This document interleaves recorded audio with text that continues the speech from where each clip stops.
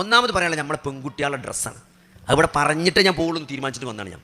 എവിടെ നമ്മളിപ്പോൾ ചെന്നാലും നമ്മളെ എന്താണ് മുസ്ലിം പെൺകുട്ടികളുള്ള സ്ഥാപനങ്ങളിൽ പോലും ഇന്ന് രാവിലെ 8 മണി 9 മണിക്ക് അങ്ങാടിക്ക് ഇറങ്ങിയാൽ സകല പെൺകുട്ടികളും പാൻറ്റും കുപ്പായിട്ട് നടക്കണം.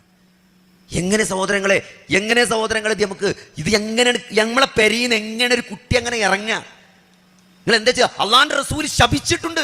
ലാന റസൂലുള്ളാഹി സ്വല്ലല്ലാഹു അലൈഹി വസല്ലം എന്താണ് അർറജുല യൽബിസു ലുബ്സതൽ മർഅതി വൽ മർഅത തൽബിസു ലുബ്സതർ റജുൽ.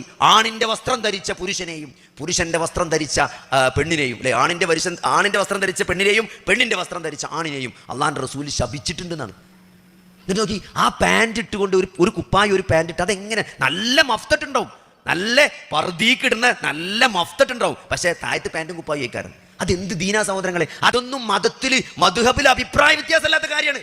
മലയാളത്തിൽ കുത്തുപരണ മാറിയല്ല ഇതൊന്നും. ഇത് മദ്ഹബുകളിൽ പോലും അഭിപ്രായ വ്യത്യാസമില്ലാത്ത കാര്യമാണ് ഞാൻ ഈ പറയുന്നത്.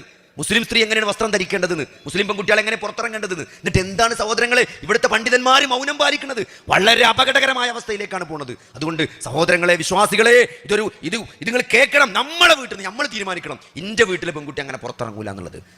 ഇത് വളരെ ഗൗരവമുള്ള വിഷയമാണ്. അതുകൊണ്ട് സഹോദരങ്ങൾ, ആ കാര്യത്തിൽ നമ്മൾ നല്ലോണം ശ്രദ്ധിക്കണം.